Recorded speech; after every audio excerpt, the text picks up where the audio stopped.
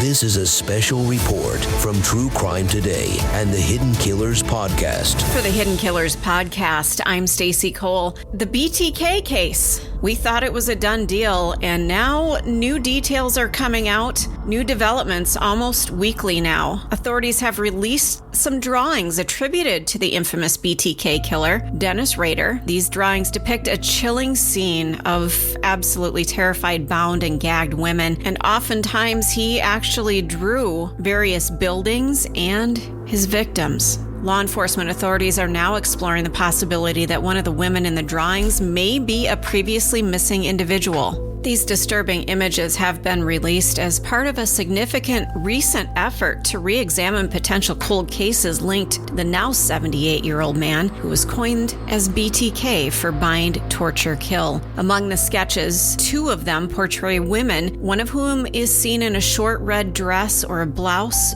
both of them bound with nooses around their necks. The third drawing presents a blonde woman visibly frightened with her limbs securely bound by rope and a red gag in her mouth. According to the Osage County Sheriff's Department, the woman wearing a green top in the drawings that have been released is believed to be a Southeast Kansas woman who disappeared back in 1991. These recent disclosed drawings were among hundreds discovered in his possession at the time of Rader's arrest. Authorities have released these 3 images now in the hope that somebody may recognize the depicted scenes. They are believed to be within barns or silos, and they're hoping that potentially it will lead to some vital information. The Osage County Sheriff emphasized in an interview saying that we're hoping that releasing these, somebody might recognize one of these barns or the unique features in them, or the closeness of the silo to the barn, or possibly might have even found items that they didn't know why they were there. That could be important information in this case.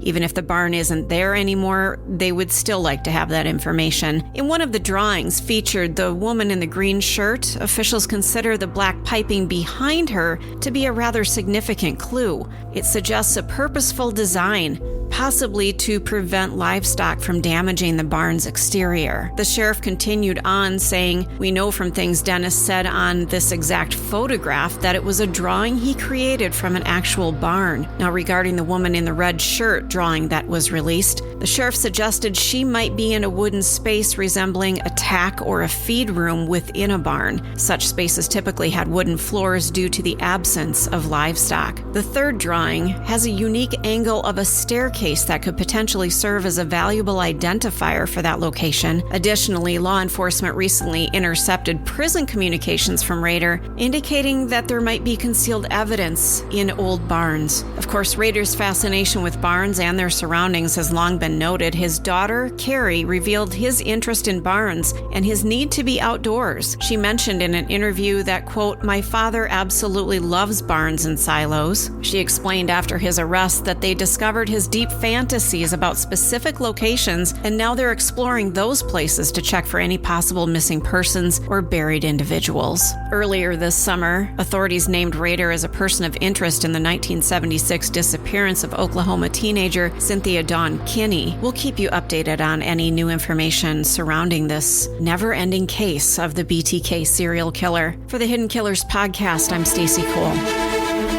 This has been a special report from True Crime Today and the Hidden Killers podcast.